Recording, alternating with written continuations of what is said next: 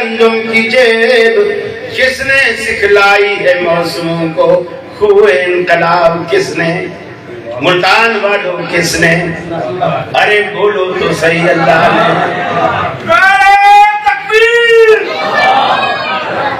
اللہ رب العالمین جب ہم توحید پر کاربند ہو جاتے ہیں، چھوٹی چھوٹی نیکی بھی کرتے ہیں تو رب العالمین اجر دیتا ہے۔ آج سے رشتہ مضبوط کر لیجیے۔ مسلمانوں پر قرآن کریم کے 4 بڑے اور بنیادی حق ہیں جو بحیثیت مسلمان ہمیں ادا کرنا ہے۔ پہلا حق ہے اسے صحت کے ساتھ پڑھنا، دوسرا حق ہے توجہ کے ساتھ سننا، تیسرا حق ہے اسے معنی اور مفہوم کو سمجھنا، چوتھا حق ہے اس پر عمل کرنا۔ ہم اس پر کتنا عمل کر چکے ہیں، قرآن کے کتنے حقوق ادا کر چکے ہیں، یہ بھی ہمیں معلوم ہے۔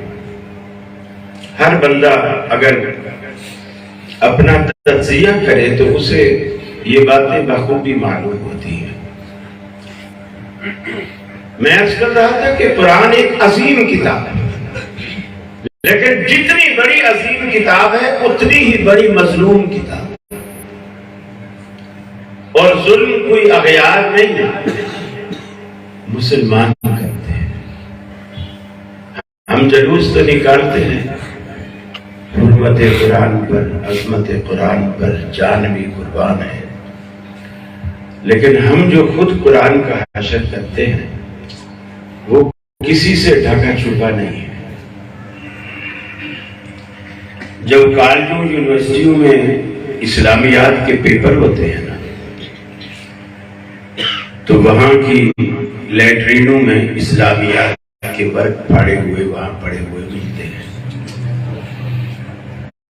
کیونکہ کمرہ امتحان میں وہ نقل نہیں کر سکتے، پیشاب کے بہانے جاتے ہیں اور جہاں چھپایا ہوا ہوتا ہے وہاں سے لیتے ہیں، اندر بیٹھ کے پڑھتے ہیں، وہیں سے بھی وہ ورقہ پھاڑ بھی لیتے ہیں، پھر پڑھ کر کے وہیں پھینک بھی دیتے ہیں۔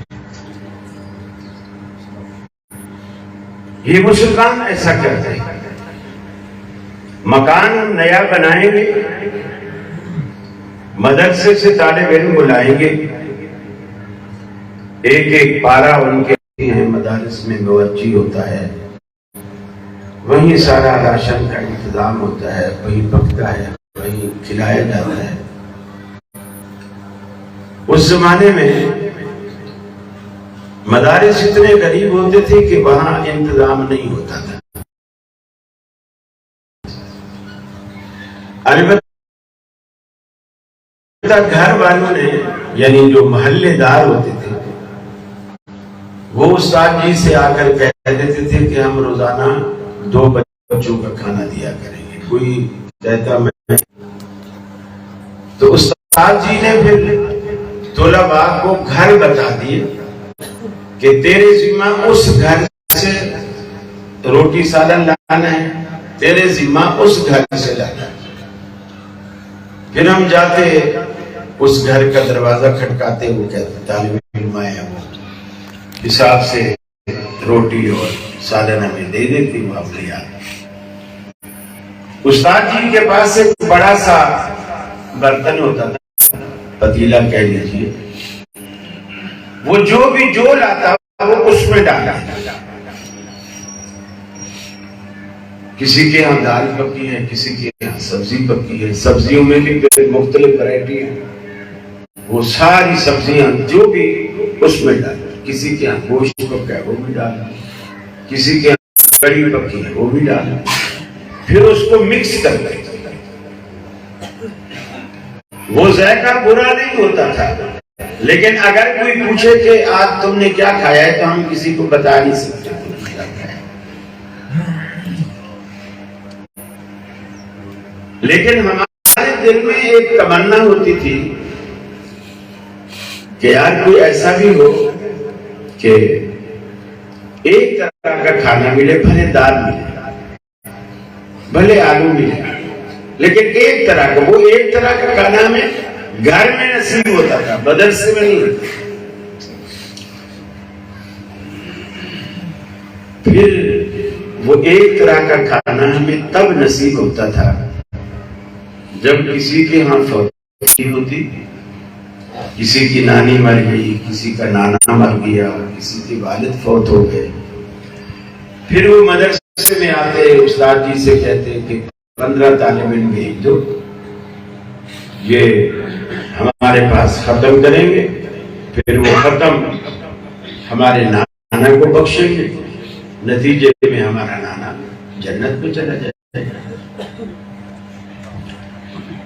1.25 لاکھ آج تک ہم نے گنی تو نہیں تھی، لیکن کہا یہی جاتا تھا کہ 1.25 لاکھ گٹھلیاں ہیں۔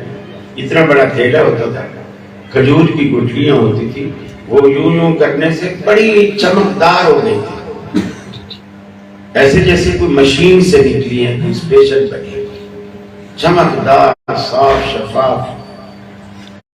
سفید چادر جا کر کے بچھاتے اور وہ گٹھلیوں کی تھیلی اس کے اوپر پلٹ دیتے، دونوں سائڈ پر بچے بیٹھ جاتے، اور ہمارا کوئی مانیٹر یا کوئی ایک آدھ استاد ہوتا تو وہ بھی ساتھ بیٹھ جاتا، اور بچے تو پھر بچے ہی ہوتے ہیں نا، کہتے ہیں نا کہ بچوں سے تو شیطان بھی تنگ آ جاتا ہے۔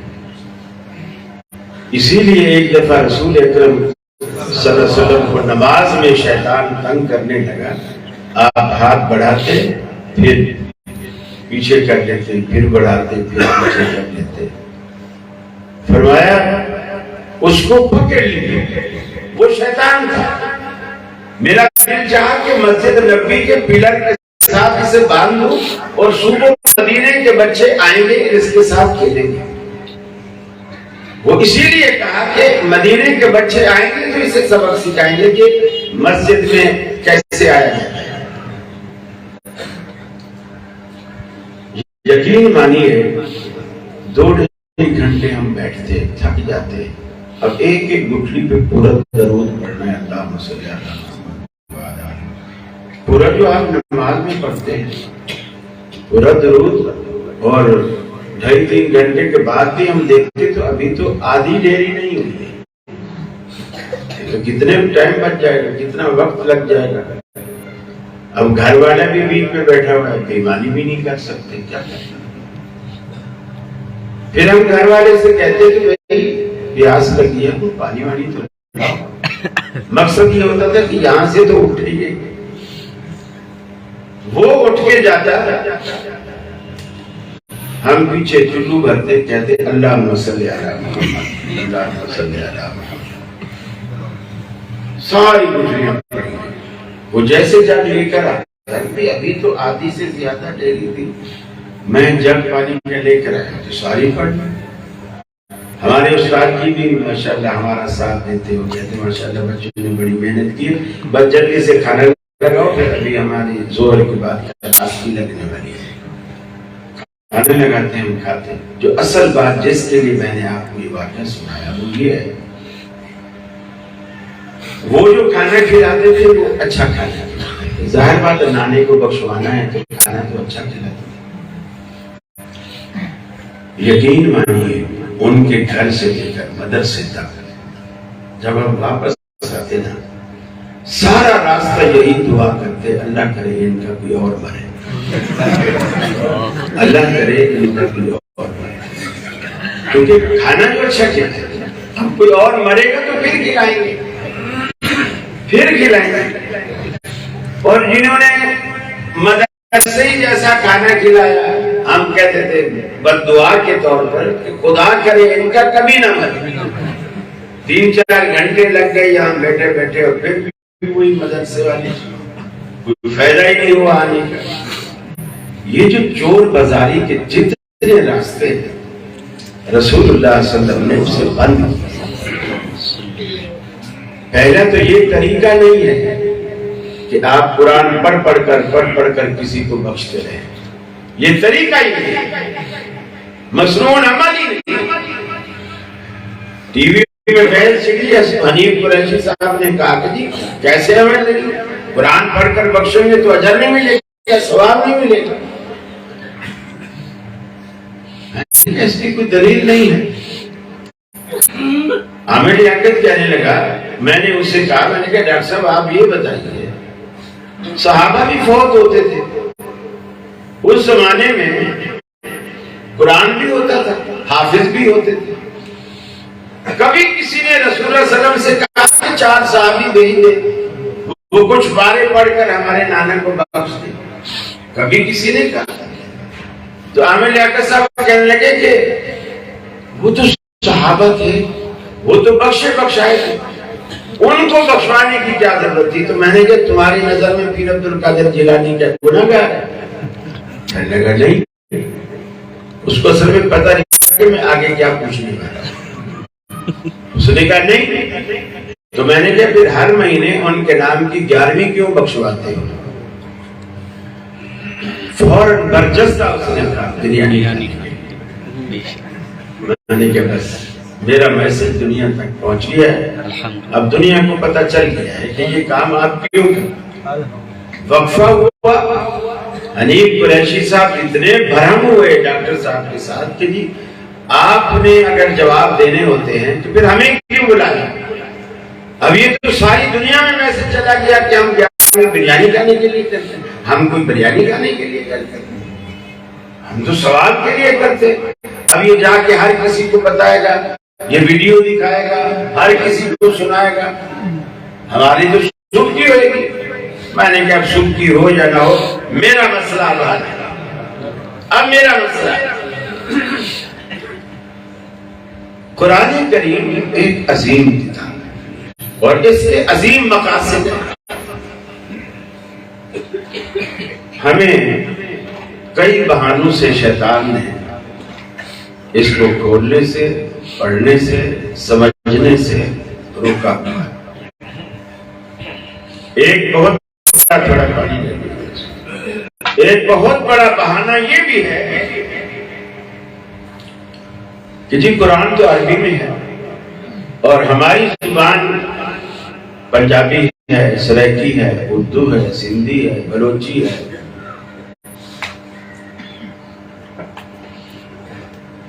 ہم اسے کیسے سمجھیں؟ دیکھیے، آپ کا کوئی بیٹا سعودی عرب کمانے کے لیے چلا جائے یا امریکہ چلا جائے، کچھ عرصہ تک وہ فون کرتا ہے،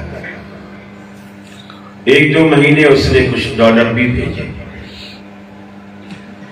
پھر اچانک فون بھی آنا بند ہو گئے، ڈالر بھی آنا بند ہو گئے، اطلاع بھی آنی بند ہو گئی، آپ بھی فون کرتے ہیں تو فون ریسیو نہیں ہوتا، آپ پریشان، اطلاع بھی کوئی نہیں آتی۔ آپ محلے کے پوسٹ مین سے کہتے ہیں جنید میاں میرے بیٹے کی کوئی چٹھی، کوئی اطلاع، کوئی خیر خبر آئے تو مجھے ضرور بتانا، میں بہت پریشان ہوں۔ اس کی اماں بھی بڑی پریشان، وہ کہتا ہے فکر نہ کریں، ہماری تو ڈیوٹی یہی ہے، جب چٹھی آئے گی میں دستک دے کے آپ کے دروازے پر پہنچاؤں گا۔ سال گزر گیا، اس کی چٹھی نہ آئی۔ سال بعد جب اس کا خط آیا، ڈاکیا فوراً آیا، دوپہر کا وقت تھا، بیگم نے کھانا ٹیبل پہ لگا دیا تھا، میاں بیوی دونوں بیٹھ چکے تھے، بیٹا اکلوتا تھا، وہ باہر ہے، اس کی چٹھی آئی ہے۔ پوسٹ مین نے آواز دی کہ حاجی صاحب جس خط کا آپ کو انتظار تھا وہ آ گیا۔ اب ایمانداری سے بتائیے، باپ کیا کہے گا کہ یار ابھی ہم کھانا کھا رہے ہیں، 2 منٹ رکو ہم کھانا کھا کے آتے ہیں، ایسا کہے گا؟ اس کو اتنا شدت سے انتظار تھا کہ وہ کھانا چھوڑ دے جائے گا، خط لائے گا، خط کو کھولے گا، اور وہ چونکہ پڑھا لکھا تھا، امریکہ گیا ہوا ہے، اس نے خط بھی انگلش میں لکھ مارا، اور ابا تو پنجابی کے سوا یا اردو کے سوا کچھ جانتا نہیں ہے۔ اب وہ خط کو جب انگلش میں دیکھے گا، ایمانداری سے بولیے وہ اپنی بیگم سے کیا کہے گا؟ اس کو چولہے میں تندور میں ڈال دے، میں تو اسے پڑھ نہیں سکتا، جبکہ اس کو پتہ بھی ہے میری یہ زبان نہیں ہے، میں نہیں جانتا، پھر بھی اس نے انگلش میں لکھا۔ آپ کیا کریں گے؟ کیا کریں گے جی؟ آپ کوئی ترجمان ڈھونڈیں گے جو انگریزی کو جانتا ہو۔ پہلے زمانے میں لوگ اسکول ماسٹروں کے پاس جاتے تھے، خط لکھواتے بھی انہی سے تھے، پڑھواتے بھی انہی سے، وہ پورا خط سمجھا کے ان کو بھیجتا تھا، پھر خوشی خوشی بندہ کر رہا تھا۔ اب وہ پریشان ہے، روٹی ٹیبل پہ پڑی ہے، اسے یہ پریشانی ہے کہ میرے بیٹے کے سال بعد چٹھی آئی ہے، پتہ نہیں وہ کس حال میں ہوگا، پتہ نہیں اس نے کیا لکھا۔ ترجمہ کرنے والے کو بلائے گا، ٹیچر کو، پروفیسر کو، اس سے پڑھوائے گا، معلوم کرے گا۔ آپ نے کبھی اندازہ لگایا کہ اللہ کا یہ خط قرآن کی شکل میں 1400 سال سے آپ کے گھر میں آیا ہوا ہے؟ آپ نے کبھی ترجمان ڈھونڈا؟ یہ عذر ہے کہ یہ میری زبان میں نہیں ہے، تیرے بیٹے کا خط بھی تو میری زبان میں نہیں تھا، وہ چونکہ بیٹا تھا اور رب سے ہمارا کیا رشتہ، وہ چٹھی چونکہ بیٹے کی تھی، یہ چٹھی تو رب کی ہے جس سے ہمارا کوئی تعلق ہی نہیں۔ ہم کیوں ترجمان ڈھونڈیں؟ ہم کیوں کسی سے پڑھیں؟ میرے بھائی، ہم قرآن پہ ظلم کر رہے ہیں۔ اگر کوئی زیادہ بھی تیر مارے، آدھا قرآن تو مسلمان گھول کے پی گئے، باقی جو آدھا بچا ہوا ہے اسے کچھ کو بازو پہ باندھ لیا، کچھ کو کمر پہ باندھ لیا، کچھ کو گلے میں لٹکا لیا۔ یہ ہمارا قرآن کے ساتھ سلوک ہے۔ اور آپ کا یہ جو سرائکی بیلٹ ہے نا، اس پہ تو یہ چیزیں عام ہیں بہت، جیسے ہمارے وہاں کراچی میں اندرون سندھ میں جہالت ہے، اسی طرح یہ سرائکی پٹی پر اسی طرح جہالت ہے۔ دیہاتوں کے لوگ نہیں جانتے، کچھ نہیں سمجھتے۔ ہم نے بس قرآن کو اچھا خوبصورت ریشمی قسم کا غلاف وہ لپیٹا ہے، کبھی کبھی خوشبو بھی لگا ہے، گھر میں وہ اونچا نیچے نہیں رکھیں گے، شیطان کہے گا نیچے رکھے گا تو پیٹ ہوئے گی، اوپر رکھ، تاکہ یہ پھر واپس آج تو پڑوسیوں سے سیڑھی آئی پڑی ہے، آج رکھ لے، پھر تو پڑوسی لے جائیں گے سیڑھی، پھر اٹھا بھی نہیں سکیں گے، نہ اٹھائے گا نہ پڑے گا۔ فرمایا لو انزلنا هذا القرآن على جبل لرأيته خاشعا متصدعا۔ یہ کتاب اتنی عظیم کتاب ہے، اگر ہم اس قرآن مجید کو پہاڑوں پر اتارتے، اے دیکھنے والے تو دیکھتا پہاڑ لرز جاتے، کانپ جاتے، ریزہ ریزہ ہو جاتے اللہ کے ڈر سے۔ بعض پہاڑ ایسے ڈرتے ہیں کہ ان کے اندر سے پانی کے چشمے بہتے ہیں، ایسے لگتا ہے بادلوں کے آنسو بہ رہے ہیں۔ لیکن ثم قست قلوبكم من بعد ذلك فهي كالحجارة او اشد قسوة۔ فرمایا تمہارے دل تو پتھر سے بھی زیادہ سخت ہو گئے، پتھر بھی پھٹتے ہیں تو پانی کے چشمے جاری ہو جاتے ہیں۔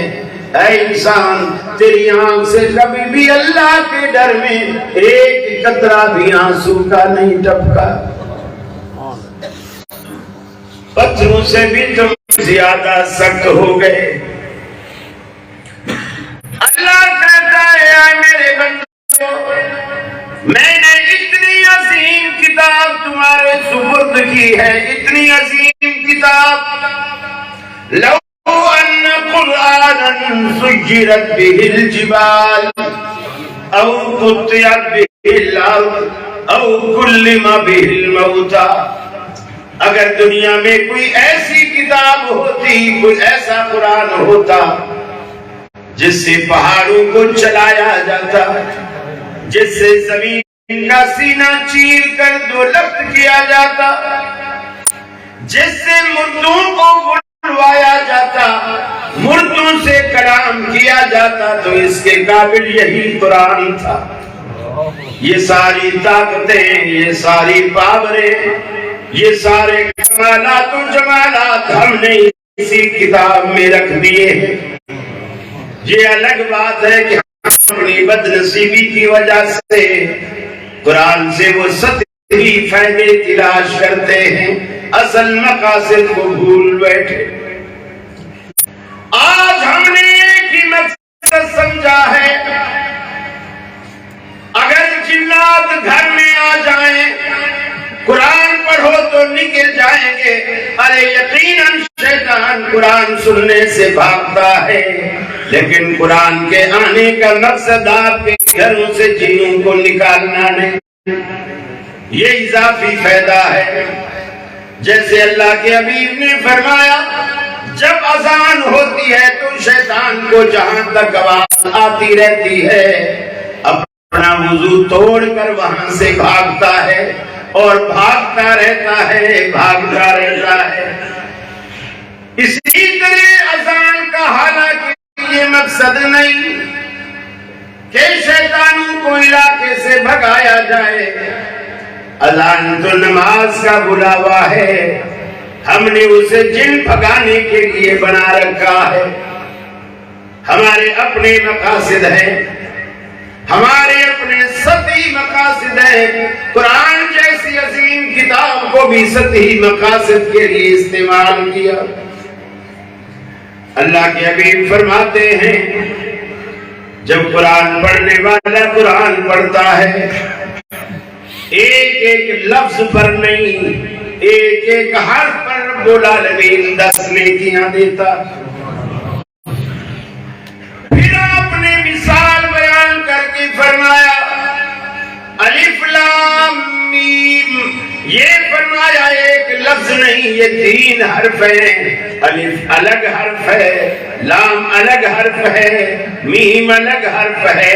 جب بندہ الف لام میم پڑھتا ہے تو اللہ اسے 30 نیکیاں عطا کرتا ہے۔ آج شیطان یہ بھی ہمارے دل میں روڑے ڈالتا ہے، میاں اگر قرآن کو بغیر سمجھے پڑھو گے تو فائدہ نہیں ہوگا۔ اللہ کے حبیب نے مثال ان الفاظ کی دی جن الفاظ کو صحابہ کرام کو سمجھایا نہیں گیا، معنی بتائے نہیں گئے۔ اللہ کے حبیب نے مثال بھی ان الفاض کی دی۔ دنیا کی واحد کتاب ہے جسے سمجھے بغیر بھی پڑھا جائے تو رب العالمین آپ کو اجر و ثواب عطا کرتا ہے۔ باقی دنیا کی کوئی کتاب ایسی نہیں جسے سمجھے بغیر پڑھو تو اس کا کوئی فائدہ ہو، کوئی فائدہ سوائے قرآن۔ قرآن عظیم کتاب ہے جو رب العالمین نے آپ کو عطا کی۔ چھوٹی چھوٹی صورتیں، اس وقت کفار بھی رسول اللہ صلی اللہ علیہ وسلم سے کہا کرتے تھے تو اپنی ذات میں خود قرآن مجید کو تو بناتا اور تیار کرتا ہے، پھر ہمیں آ کر سنا دیتا ہے۔ اللہ نے کہا حبیب انہیں کہو، ان بدماشوں سے کہو، اگر یہ قرآن میرا پیغمبر خود بناتا ہے، یہ تو کسی یونیورسٹی میں، کسی کالج میں، کسی مدرسے میں، کسی اسکول میں نہیں گیا. تم پڑھے لکھے ہو، شاعر ہو، نثر نگار ہو، ادیب ہو، فلاسفر ہو، بڑی بڑی ڈگریوں کے حامل ہو، تم ایسا قرآن کیوں نہیں بنا کے لاتے جیسا قرآن اس نہ پڑھنے والے شخص نے بنا کے پیش کیا؟ اگر انسان بناتا ہے تو تم نے ایسا کیوں نہیں بنایا؟ فاتو بمثل ھذا القرآن، اللہ نے پہلا چیلنج دیا کفار کو، اگر تم اس قرآن کے مقابلے میں کوئی قرآن بنا سکتے ہو تو اس قرآن جیسا کوئی قرآن تو لاؤ. لا یاتون بمثلہ ولو کان بعضهم لبعض ظہیرا. ساری کائنات کے ادیب ملا کر بھی، اہل زبان کو جمع کر کے بھی قرآن بنانے پر سر جوڑ کر بیٹھ جاؤ. فرمایا لا یاتون بمثلہ، اس جیسا قرآن لانا تمہارے بس میں نہیں. ایک عرصے تک قرآن کا یہ چیلنج دنیا کے سامنے گونجتا رہا، دنیا عاجز رہی. اللہ نے اس چیلنج میں کمی کی. کمی کرتے ہوئے فرمایا چلو تم پورا قرآن نہیں لا سکتے، 114 سورتوں پر مشتمل قرآن تم نہیں لا سکتے، کوئی بات نہیں. فاتو بعشر سور مثلہ، اس قرآن جیسی کوئی 10 صورتیں تو بنا کے لے آؤ. صورتوں میں بھی کوئی پابندی نہیں لگائی، سورہ بقرہ جیسی، مائدہ جیسی، نساء جیسی، بھلے تم کوثر جیسی بنا کے لے آؤ، 10 صورتیں تو بنا کے لاؤ. ایک عرصے تک قرآن کا یہ چیلنج کفار مکہ کے سامنے ان کے منہ پر تماچا بن کے موجود رہا. جب وہ ہار گئے، اللہ نے اس شرط میں، اس چیلنج کے اندر مزید کمی کرتے ہوئے فرمایا فاتو بسورۃ من مثلہ. ارے پورا قرآن نہیں لا سکتے، 10 صورتیں بنا کے نہیں لا سکتے، کوئی بات نہیں، چلو ایک صورت ہی بنا کے لے آؤ. حدیث میں آتا ہے اللہ کے رسول جب سورہ انا اعطیناک الکوثر نازل ہوئی، اس زمانے میں ایک رواج، وہ رواج یہ تھا جب کوئی شاعر اچھا کلام کہتا، اچھی بات کوئی کہتا، اسے کاغذ پہ لکھواتا اور بیت اللہ کے دروازے میں لٹکوا دیتا، اور وہ اس وقت تک وہ کلام لٹکا رہتا جب تک کوئی دوسرا شاعر اس سے اچھا کلام نہ لاتا. گویا وہ چیلنج ہوتا کہ کوئی مئی کا لال ہے تو ہمارے اس کلام جیسا کوئی کلام ہے. جب سورۃ کوثر نازل ہوئی تو اس وقت کے رواج کے مطابق رسول اللہ نے لکھنے والے سے کہا اسے لکھو اور بیت اللہ کے دروازے میں لٹکا دو. 3 آیتیں، انا اعطیناک الکوثر فصل لربک وانحر ان شانئک ھو الابتر. اب عرب کے شاعر یہ سمجھے کہ یہ 3 مصرے ہیں، یہ 3 مصرے، 2 مصرے ملے تو ایک شعر بنے. شعر آپ نے دیکھا ہوگا عموماً 2 سطروں میں ہوتا ہے، ایک سطر اس کا پہلا ایک مصرع ہوتا ہے، پھر وہ دوسرا مصرع. تو ایک شعر 2 مصروں سے بنے، اور 2 شعر اگر آپس میں مل جائیں تو ایک رباعی بنتی ہے، یعنی 4 مصروں. شاعر یہ سمجھے کہ یہ جو 3 مصرے لکھے ہوئے ہیں اس کا مطلب ہے کسی نے ہمیں چیلنج کیا ہے کہ 4تھا مصرع لکھ کر یہ رباعی پوری کر کے دکھاؤ. ہم لگے سوچتے رہے کوئی کیا لکھے، کوئی کیا لکھے، کوئی کیا بولے، لیکن ان کی سمجھ میں آئے کہ نہیں یہ اس پائے کا کلام نہیں ہے ہمارا، ہم نے جو بنایا اس پائے کا نہیں. عرب کا ایک بڑا دور جاہلیت کا معروف شاعر تھا نبی، اس نے وہ ایک مصرع بنایا جسے آپ کہیں کہ ایک آیت بنائی، اور اس نے کہا کہ انا اعطیناک الکوثر فصل لربک وانحر ان شانئک هو الابتر واللہ ما ھذا کلام البشر، کہ اللہ کی قسم یہ کسی انسان کا کلام ہے ہی نہیں۔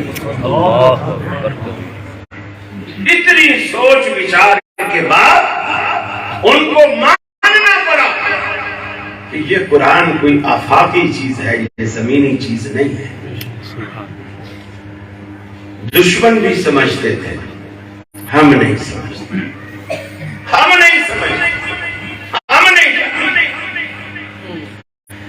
یقین مانیے اگر آپ قرآن سے رشتہ جوڑ لینا، رسول اللہ صلی اللہ علیہ وسلم فرماتے ہیں جو شخص سونے سے پہلے 30 آیات پر مشتمل سورہ ملک ہے، جس کی 30 آیات ہے، اس کو پڑھتا ہے، قیامت والے دن اس کو پڑھنے والا زندگی میں دوسرے گناہ ہیں، گناہوں کی وجہ سے اس کے دوزخ میں جانے کا فیصلہ ہو چکا ہوگا، لیکن وہ یہ سورت روز پڑھتا ہے، گناہگار ہے، یہ سورت روز پڑھتا ہے۔ آپ نے فرمایا یہ سورت قیامت والے دن آئے گی، اللہ رب العالمین سے جھگڑا کرے گی، کہے گی یہ میرا پڑھنے والا تھا اور دوزخ میں جا رہا ہے، یا تو اسے بخش کے جنت میں ڈال یا مجھے اپنے قرآن سے نکال۔ اور اللہ کے حبیب فرماتے ہیں اللہ ان 30 آیتوں کی لاج رکھے گا اور اس کو بخش دے گا۔ یہ قرآن معمولی کتاب نہیں ہے۔ حضرت معاویہ بن معاویہ المزنی رحمہ اللہ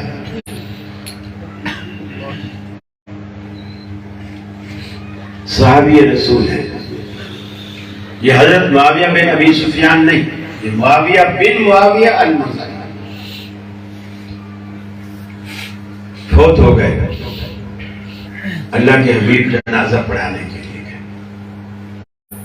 جب آپ جنازہ پڑھا کے پلٹ کے دیکھا تو جنازے میں جبریل شریک ہے۔ جبریل ملے، آپ نے پوچھا جبریل آپ کہاں؟ یا رسول اللہ میں اکیلا نہیں ہوں، اللہ نے میری قیادت میں 40 فرشتے معاویہ کے جنازے میں بھیجے۔ اب رسول اللہ صلی اللہ علیہ وسلم نے پوچھا جبریل معاویہ بن معاویہ المزنی میں کیا خوبی تھی جو اللہ نے آپ کو اور آپ کی قیادت میں 40 فرشتے بھیجے ہیں؟ کیا خوبی تھی اس لیے؟ انہوں نے کہا کہ یہ ہر وقت سورہ اخلاص پڑھتا رہتا ہے۔ حدیث کے الفاظ ہیں ماشین وراکبن قائدن وقائمن، کھڑا ہوتا، بیٹھا ہوتا، چل رہا ہوتا، سواری پہ ہوتا، سورہ اخلاص پڑھتا رہتا۔ اور آج جب وہ فوت ہو گیا ہے، اللہ جبریل سے کہتا ہے جبریل جاؤ فرشتوں کو بھی لے جاؤ میرے بندے کی جنازے میں شریک۔ یہ قرآن معمولی کتاب نہیں ہے۔ آج دنیا میں آپ خیر کے متلاشی ہیں، مولوی صاحب سے کہتے ہیں مولوی صاحب خیر کی دعا فرمائیں، ہم خیر چاہتے ہیں اور خیر مانگنی بھی چاہتے ہیں، لیکن اللہ کے رسول نے فرمایا خیرکم من تعلم القرآن وعلمہ، تم میں بہترین انسان، صاحب خیر انسان وہ شخص ہے جو یا تو قرآن کو پڑھے یا قرآن کو پڑھائے، قرآن کو پڑھے یا قرآن کو پڑھائے، وہ دنیا کا بہترین انسان۔ ہمیں قرآن کی قدر نہیں ہے، چھوٹا سا جملہ ہے قرآن کا بسم اللہ الرحمن الرحیم، بسم اللہ، صرف بسم اللہ۔ آپ نے فرمایا اگر کوئی شخص، دیکھیے آپ کتنے پیسے لگا کر گھر کے دروازے پر چوکیدار بٹھاتے ہیں، कितने महीना आप उसको देते हैं, फिर भी ये खतरा है वो कुर्सी पर बैठे बैठे सो भी सकता है, ऊँग भी सकता है। वो भी इंसान है हमारी तरह। ठीक है कि रात की ड्यूटी है लेकिन सो सकता है। लेकिन अल्लाह के हबीब ने फरमाया कोई पैसा भी नहीं देना पड़ता, कुछ भी नहीं करना पड़ता।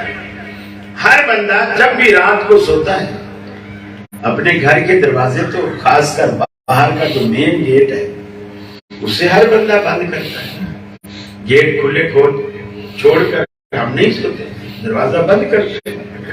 और अल्लाह के रसूल का हुक्म भी यही है कि पहले ऊंट के घुटने बांधो, फिर खुदा पे तवक्कल करो। अल्लाह के भरोसे दरवाजे नहीं खोल के छोड़ो, कुंडी लगाओ। अब जितनी देर कुंडी लगाने पर लगती है, आपने फरमाया कसम है उस जात की जिसके कब्जे में, जिसके हाथ में मेरी जान है, जिस घर की कुंडी बिस्मिल्लाह पढ़ के बंद की गई, शैतान उस घर की दहलीज पार कर ही नहीं सकता। सिर्फ बिस्मिल्लाह, जो हर सूरत से पहले कुरान पाक में आपको मिलती है। बिस्मिल्लाह। आपको चौकीदार भी रखने की जरूरत है। आयतुल कुर्सी आप याद करें, खुद भी याद करें, बेगम को याद करवाएं, बच्चों को, छोटे छोटे बच्चों को आयतुल कुर्सी याद कराएं। हम बहुत सारी पोएट्री बच्चे याद कर लेते हैं स्कूलों में जाके, तो आपका मुसलमान बच्चा है तो आप क्यों नहीं याद करवाते? अल्लाह के हबीब ने फरमाया अगर कोई शख्स रात को आयतुल कुर्सी पढ़ता है तो सुबह तक, और अगर कोई सुबह को पढ़ता है तो शाम तक अल्लाह की रहमत के फरिश्ते उसकी निगरानी करते हैं, उसकी इज्जत की, उसकी आबरू की, उसकी जान की, उसकी माल की, और शैतान उसके पास नहीं आता। हमें यकीन ही नहीं है, नबी मुकर्रम की बातों पर हमें यकीन ही नहीं है। दौरे जाहिलियत की बात है, नबी मुकर्रम सल्लल्लाहु अलैहि वसल्लम ने अपनी 2 बेटियों का निकाह अबू लहब के 2 बेटों से किया। फिर जब आपने नबूवत का ऐलान किया, क्योंकि मक्के के अंदर शरई अहकामात अभी नाज़िल नहीं हुए थे, जो बस अरब से जो दस्तूर के मुताबिक चला आ रहा था उसी रिवाज के मुताबिक कुछ काम हो रहे थे। लेकिन ज्यादातर इस्लाम मक्का के 13 साल में नबी मुकर्रम ने 2 बातों पर की, एक तो अकीदे की, तौहीद की इस्लाह, शिर्क का रद्द और आखिरत का यकीन। ये सहाबा किराम को, लोगों को इन 2 बातों की तालीम देते रहे। जब आपने नबूवत का ऐलान किया, बाहम दुश्मनियां, झगड़े, नफरतें, अबू लहब ने अपने बेटों से कहा कि जाओ रसूलुल्लाह सल्लल्लाहु अलैहि वसल्लम की बेटियों को तलाक देकर आओ, अब हमारा उनके साथ निभाह नहीं हो सकता। किसी भी इज्जतदार शख्स के लिए बेटी के माथे पर लगा तलाक का दाग जो होता है वो किसी इज्जतदार को बर्दाश्त नहीं होती। आप भी बेटियों वाले हो, बड़ी एहतियात किया करो। ये खेल तमाशा नहीं है, जब चाहा छोटी छोटी बात पर, आज नमक तेज है तो तलाक, आज स्त्री से कपड़ा जला दिया तो तलाक नहीं। हौसले से काम है। नबी करीम को जब भरी मजलिस में सहाबा के सामने उन 2 बदबख्तों ने आकर के कहा कि हम आपकी बेटियों को तलाक देते हैं, आपने फरमाया अल्लाहुम्मा सल्लित अलैहि कल्बुम मिन किलाबिक, ऐ अल्लाह जंगली कुत्तों में से कोई कुत्ता इन पर मुसल्लत कर। जब वो वापस गया, अबू लहब ने पूछा दिया है तलाक? दिया है। उन्होंने क्या कहा? उन्होंने वो जो جو آپ کی بددعا کے الفاظ تھے وہ سنا دیے کہ انہوں نے کہا کہ اللہ آپ پر جنگلی کتوں میں سے کوئی کتا مسلط کر دے۔ ابو لہب تھر تھر کانپنے لگا۔ اس نے بیٹوں سے کہا بیٹا اللہ کی قسم میں مخالف بے شک ہوں، لیکن میں نے آج تک ایسا نہیں دیکھا کہ اس نے کوئی جملہ منہ سے نکالا ہو اور عرش والے نے اسے پورا نہ کیا۔ وہ جب بھی سفر میں جاتا ہے یا تو بچوں کو لے کر نہیں جاتا، لے کر جاتا ہے تو بڑے پہرے لگواتا ہے۔ ایک رات جنگل میں پڑ گئی، اس کا بیٹا بھی موجود ہے، ساری فوج کو اس نے باہر گول دائرہ بنا کر سلایا اور بیٹے کو بالکل بیچ میں سلایا۔ اللہ تعالیٰ کو جب کچھ کرنا ہو تو اس کے لیے دائرے اور فوجیں یہ کوئی معنی نہیں رکھتے۔ ٹھنڈی ہوا بھیجی، وہ جو پہرے دار تھے وہ بھی سو ہی گئے، تھک کے آ رہے تھے۔ اللہ تعالیٰ کو تو بہت ترکیبیں آتی ہیں، بدلہ لینے کی بھی، کسی کو سلانے کی بھی، کسی کو مارنے کی بھی۔ اس نے ہوا بھیجی ایسی ٹھنڈی، سب سو گئے۔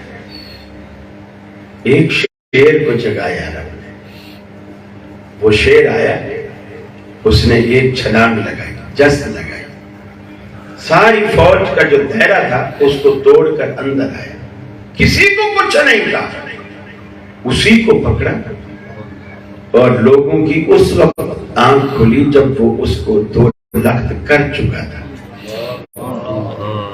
میرا کہنے کا مقصد یہ ہے کہ ابو لہب کو رسول اللہ صلی اللہ علیہ وسلم کی بات پر اتنا یقین تھا، اس لیے اس نے احتیاطیں بھی کی اور اس نے قسم کھا کر کے کہا کہ میں نے آج تک ایسا نہیں دیکھا، ان کے منہ سے کچھ نکلا عرش والے نے پورا نہیں کیا۔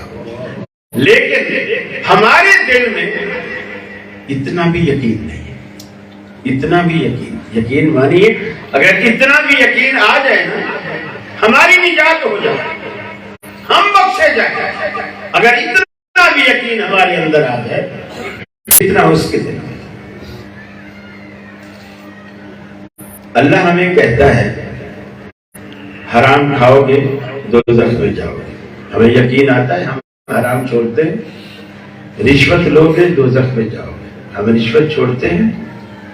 سود کھاؤ گے دوزخ میں جاؤ گے، ہم سود کو کھانا چھوڑتے ہیں۔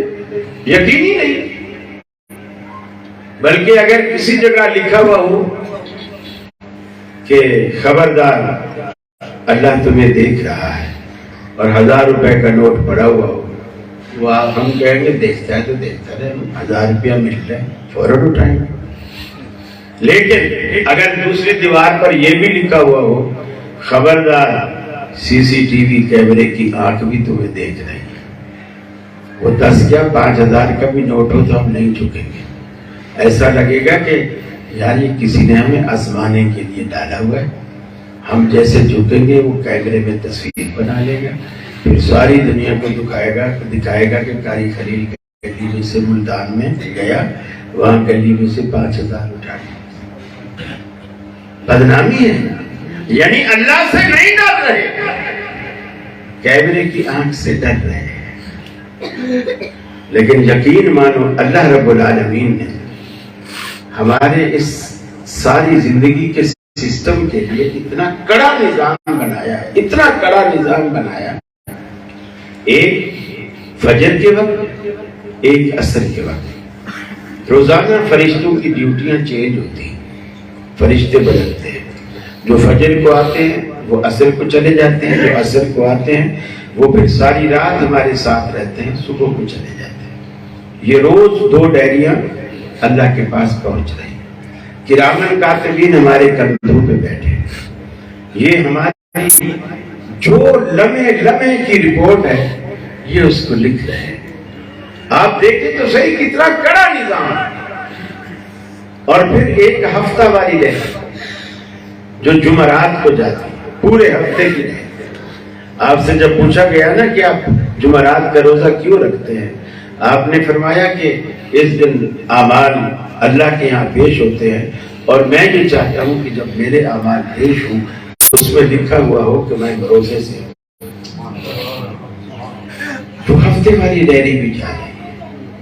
پھر ایک رجسٹر وہ ہے جو قیامت والے دن اللہ کھول کے رکھے گا، وہ کرنے کی گنجائش نہیں. فرمایا بابو ضیاء کتاب فَتَرَى الْمُجْرِمِينَ مُشْفِقِينَ مِمَّا فِيهِ. رب العالمین وہ دیوان ہماری سیاکاریوں کا کھول کے ہمارے سامنے رکھے گا. مجرم دیکھیں گے، حیران ہوں گے، میں نے جب یہ گناہ کیا تھا کیمرہ بھی نہیں لگا تھا، بندہ بھی کوئی نہیں تھا، رات بھی اندھیری تھی، پھر اس کتاب کو کیسے پتہ چل گیا؟ لا یغادر صغیرۃ ولا کبیرہ، نہ اس نے کوئی چھوٹا گناہ چھوڑا نہ بڑا گناہ چھوڑا، اس نے تو سارے کا سارا لکھ مارا. قرآن کہتا ہے جب وہ اپنی آنکھوں سے اس کو دیکھیں گے مکرنے کی بھی کوئی گنجائش نہ ہوگی. ناکسوا رؤوسہم عند ربہم، شرم کے مارے رب کے آگے سر جھکائے کھڑے ہوں گے. بولے تو کیا بولے؟ دنیا میں ہم بالکل مطمئن ہوتے ہیں جب وکیل کو فیس دے دیتے ہیں، اعلیٰ سے اعلیٰ وکیل کرتے ہیں، وہ ہماری آدھی بھی فیس خود رکھ لیتا ہے، آدھی جج کو دے کر فیصلہ اپنے حق میں کرا لیتا. لیکن جب جج رب العالمین ہو، فیس کا کوئی معاملہ نہ ہو، وکیل بیچ میں کوئی نہ ہو، بندے اور رب کے درمیان ڈائریکٹ مکالمہ ہو، بندہ جواب دے گا تو کیسے دے گا؟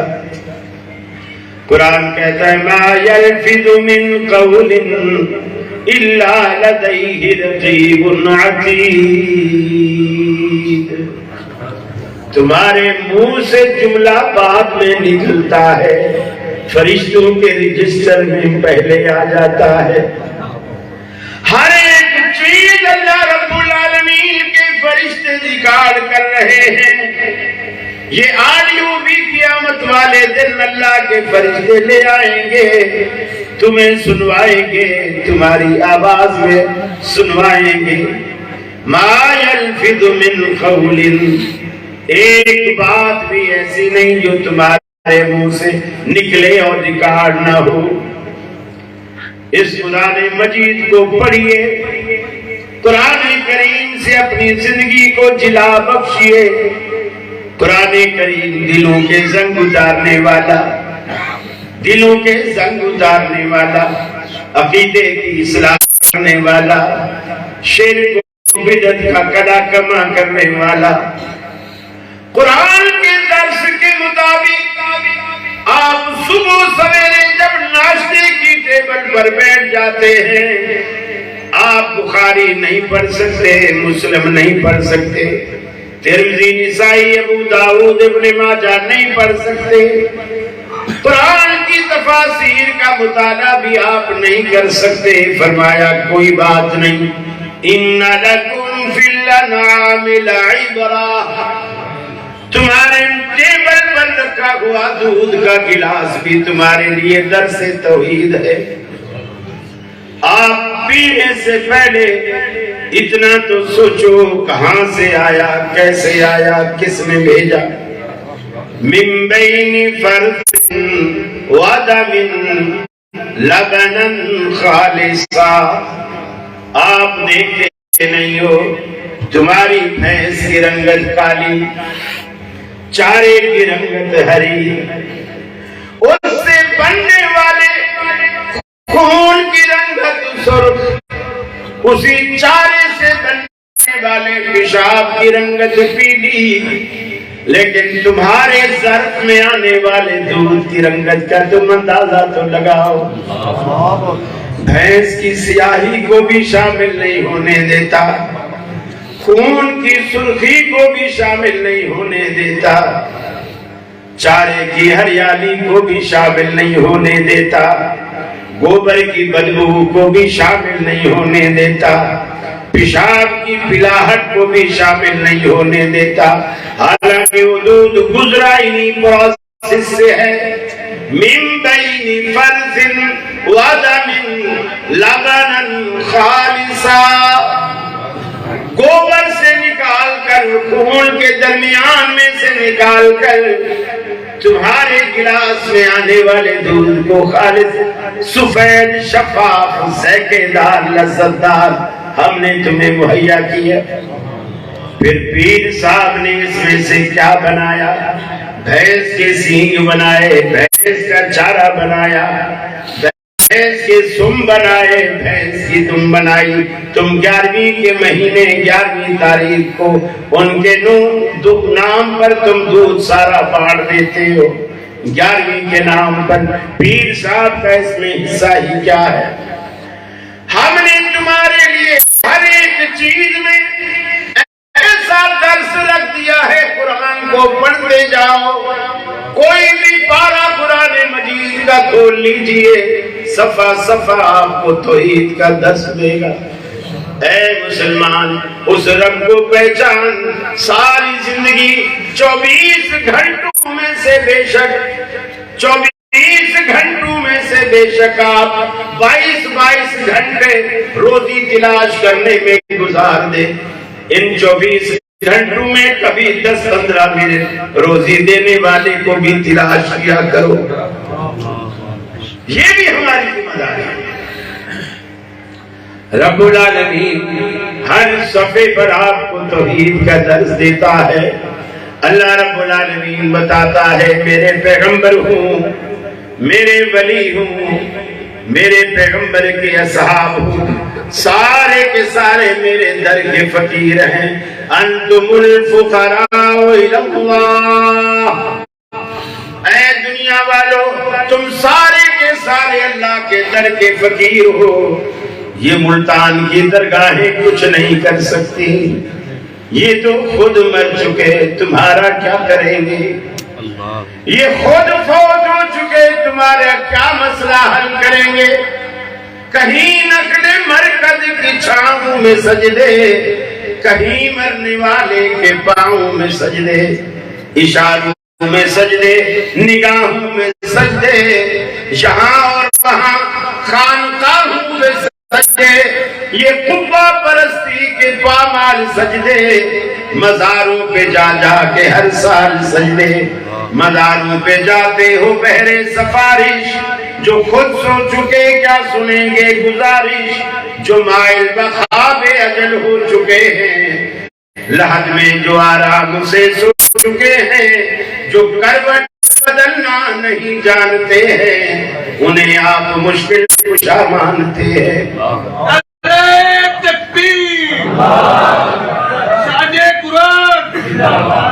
وہ تو قبروں کے اندر ایسے بے جان پڑے ہوئے ہیں کہ ان کو کروٹ بدلنے کی بھی طاقت نہیں, تمہاری مشکلیں کیا حل کریں گے؟ وہ تو خود فوت ہو گئے, تمہاری جان کیا بچائیں گے؟ ان کے پلے کچھ نہیں. زندہ رب کے سامنے آئیے, زندہ رب کو پکاریے, زندہ رب کے آگے جھکیے. زندہ رب آپ کو خود دعوت فکر دیتا ہے. قرآن میں فرمایا قال ربکم ادعونی استجب لکم. تمہارا رب, تمہارا داتا, تمہارا پالنہار تمہیں کہتا ہے میرے بندوں مجھے پکار کے تو دیکھو, میں تمہاری دعاؤں کو قبول کرتا ہوں. کیوں میرے گلے کرتے ہو جا کر کے؟ ہم اتنے گناہگار ہیں, رب ہماری سنتا نہیں. کیوں گلے کرتے ہو؟ استجب لکم, بس تمہارے پکارنے کی دیر ہے. رب العالمین نے یہ بھی نہیں کہا کہ میں سنتا ہوں, ڈائریکٹ فرمایا تم پکارو میں قبول کرتا ہوں. آپ رب العالمین کو پکار کے تو دیکھو. اے میرے بندے تو دنیا میں ایک مرتبہ میرے دروازے پر آ تو صحیح, میرے دروازے پر آ کے تو دیکھ, اپنی جبین نیاز جھکا کے تو دیکھ, ندامت کے دو اتھرو بہا کے تو دیکھ, طلب کا دامن پھیلا کے تو دیکھ, دست سوال اٹھا کے تو دیکھ, میرے لطف و کرم کو آزما کے تو دیکھ. اے میرے بندے تیرے آنے میں دیر ہو سکتی ہے, میرے راضی ہونے میں ہرگز دیر نہ ہوگی. فرمایا قال ربکم ادعونی استجب لکم. ارے اس کے لیے یہ بھی ضروری نہیں آپ اسپیکر لگا کر ٹیلے پر پہاڑ کی چوٹی پر کھڑے ہو کر اس کو پکارے نہیں. ارے وہ تو گونگے کی زبان کو بھی جانتا ہے, وہ تو چیونٹی کی آواز بھی سنتا ہے, جس کی آواز آپ کان کے قریب کر کے بھی نہیں سن سکتے. جنگل کے اندر وہ چیونٹی چیز لیتی ہے, دونوں اپنی ننھے منھے ہاتھ اور ٹانگیں اوپر اٹھا رکھی ہے, رب العالمین سے کہتی ہے اللہ ہم بھی تیری مخلوق ہے, زمین اتنا تپ چکی ہے کہ ہم اپنی بلوں میں بھی نہیں رہ سکتی, اپنے بندے انسانوں کے گناہوں کی سزا ہمیں تو نہ دے. ہم تو گناہ نہیں کرتی, ہم تو تیری نافرمانی نہیں کرتی. حضرت سلیمان بارش کی دعا کے لیے لوگوں کو لے کے جا رہے ہیں, راستے سے واپس آئے, اللہ نے کسی اور مخلوق کی سن لی. چلو ارے وہ تو چیونٹی کی بھی سنتا ہے, جنگلوں میں لیٹی چیونٹی کی بھی سنتا ہے. اللہ رب العالمین نے توحید کی سمجھ چھوٹی سی چھوٹی چیز کو بھی رب العالمین نے عطا کر دی, جو مولوی صاحب کی اتنے بڑے کھوپڑے میں بھی وہ بات نہیں آتی. چیونٹی کے اتنے سے دماغ میں رب العالمین نے وہ بات ڈال دی کہ مانگنے کے لائق ہے وہی ذات. یہ اللہ رب العالمین نے قرآن میں کھول کھول کے بات فرمایا. سلیمان کا لشکر آ رہا ہے, یہ سارے قرآن نے توحید کے ترانے گائے ہیں. سلیمان کا لشکر آتا ہے, آگے جنگل میں ایک چیونٹی جو اس علاقے کی بڑی ہے, یا علاقے کی کونسلر ہے, یا علاقے کی ایم ایل اے یا ایم پی اے ہے, اس نے دیکھا کہ لشکر بھی آ رہا ہے, سلیمان علیہ السلام بھی آ رہے ہیں. قرآن کہتا ہے اس نے باقی چیونٹیوں کو آواز دی, یا ایھا النمل ادخلوا مساکنکم, اے چیونٹیاں اپنی اپنی بلوں کے اندر داخل ہو جاؤ, ایسا نہ ہو لا یحطمنکم سلیمان وجنودہ وہم لا یشعرون. ایسا نہ ہو کہ تم سلیمان اور اس کے لشکر کے پاؤں تلے رون دیا جاؤ اور ان کو پتہ بھی نہ چلے. چیونٹی کا بھی یہ عقیدہ تھا, وہ تو نجد کی نہیں تھی, وہ تو وہابن نہیں تھی. قرآن بیان کرتا ہے اس کا بھی یہ عقیدہ تھا ہم پیغمبر کے پاؤں تلے آ کر دب جائیں اور ان کو پتہ بھی نہ چلے, ان کو پتہ بھی نہ چلے. خود کی بات بھی قرآن نے بیان کی. جب وہ لیٹ آیا, سلیمان علیہ السلام نے پوچھا اتنا دیر کدھر رہے؟ حاضری لگی, حاضری کے ٹائم پہ نہیں تھا. لوگوں سے حضرت سلیمان نے کہا آج آئے, یا تو کوئی معقول عذر پیش کرے ورنہ ہم اس کو سزائے موت دیں. لَأَذْبَحَنَّهُ أَوْ لَيَأْتِيَنِّي بِسُلْطَانٍ مُبِينٍ, ہم یا سزائے موت دیں گے یا پھر موت سے بچنے کے لیے اپنا کوئی معقول عذر پیش کرے کہ وہ کیوں لیٹ. جب ہدہد آیا سلیمان علیہ السلام کو کی دربار میں ہدہد نے تقریر کی.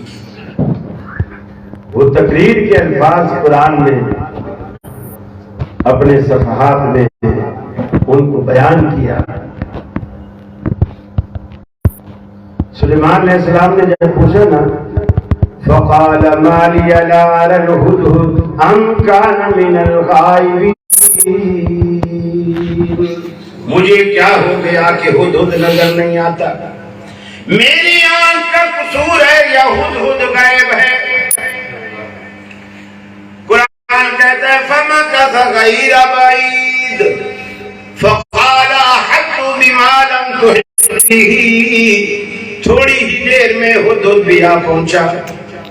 کہنے لگا سلیمان میں آپ کو ایک ایسی بات بتاتا ہوں، فقال احطت بما لم تحط به، اگر میں نہ بتاؤں تو آپ کو پتہ نہیں چلے گا۔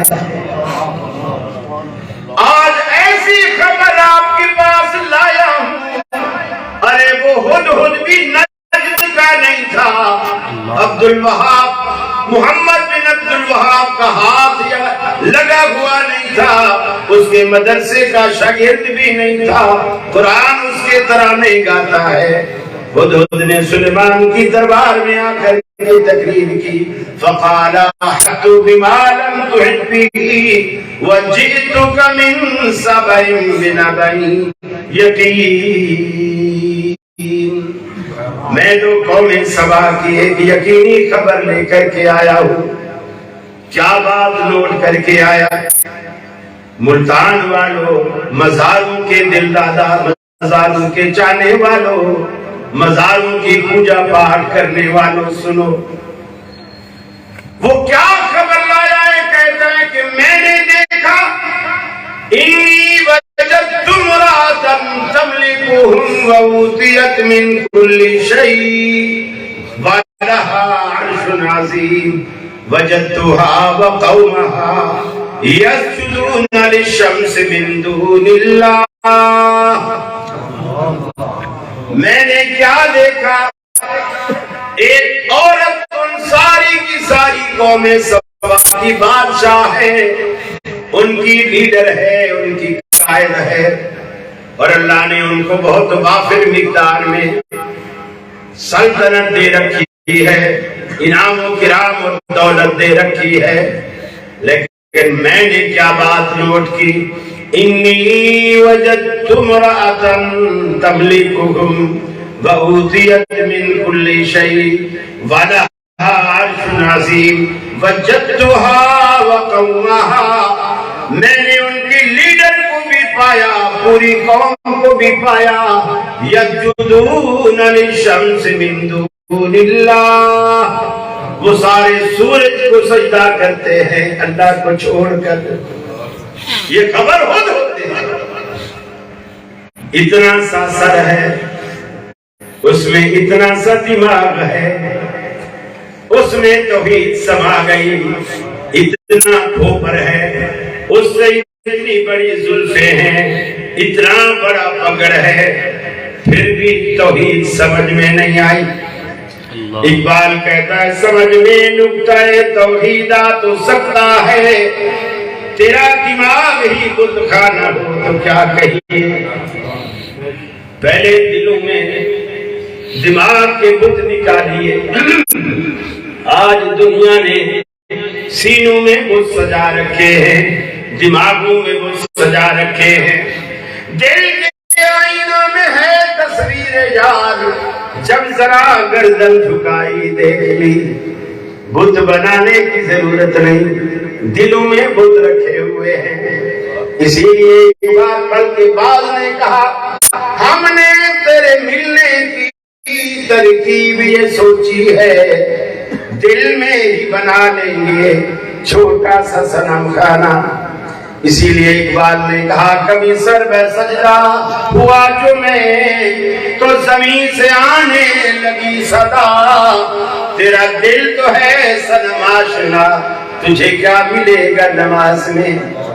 اگر نمازوں میں اجر چاہیے، نمازوں میں تمہیں سکون چاہیے، نمازوں کے بدلے جنت چاہیے، شرک سے توبہ کیجیے، رمضان کے آنے سے پہلے قرآن سے رشتہ جوڑیے، قرآن کی تلاوتیں کیجئے، قرآن مجید کو ادب اور احترام کے ساتھ سنیے بھی اور پڑھیے بھی، جتنا پڑھ لیں اس پہ عمل کیجئے۔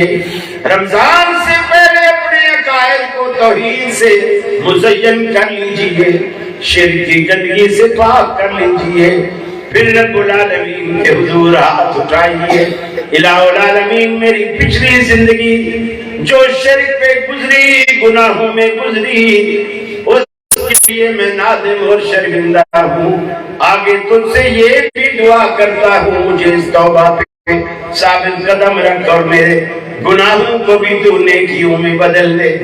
اللہ رب العالمین خود قرآن پاک میں فرماتا ہے یبدل اللہ سیئاتہم حسنات، جب بندہ میرا سچے دل سے توبہ کر لیتا ہے، سچے دل سے توبہ کرنے والا بندہ میرے پاس آتا ہے، میں اس کے گناہوں کو بھی نیکیوں میں تبدیل کر دیتا ہوں۔ ارے اللہ کے پاس آ کے تو دیکھو، اللہ رب العالمین کے پاس سر کو جھکا کے تو دیکھو، اللہ کی نعمتیں سارا دن استعمال کرتے ہو، اس کا کبھی شکر بھی ادا کر کے دیکھو۔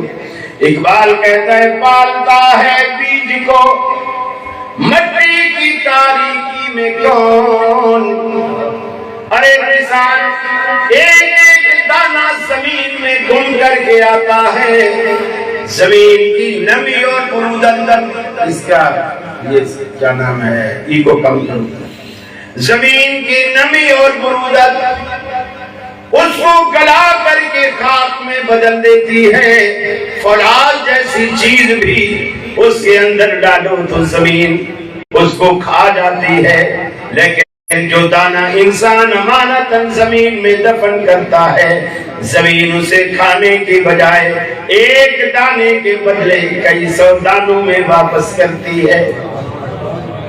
اقبال کہتا ہے پالتا ہے بیج کو مٹی کی تاریکی میں کون، اور کون دریاؤں کی موجوں سے اٹھاتا ہے سحاب، کون لایا کھینچ کر پچھم سے بادے سازگار، خاک یہ کس کی ہے، کس کا ہے یہ نور آفتاب، پھر فرمایا کہ کس نے بھر دی خوشائے گندم موتیوں سے، خوشائے گندم کی جیب، کس نے سکھلائی ہے موسموں کو خوئے انقلاب، کس نے ملتان والوں کس نے، ارے بولو تو صحیح اللہ نے۔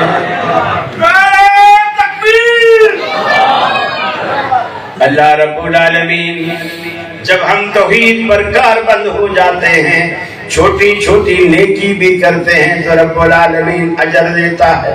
آج سے رشتہ مضبوط کر لیجئے قرآن مجید کے ساتھ اور اللہ کی نظر میں محبوب بن جائیے۔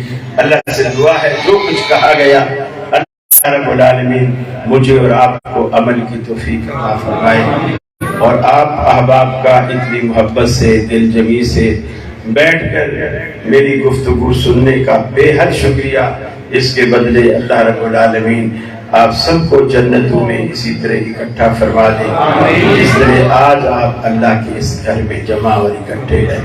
آپ کی دلی مرادیں اللہ پوری فرمائے، آپ کو اپنے پوتوں نواسوں کی رب العالمین خوشیاں دے۔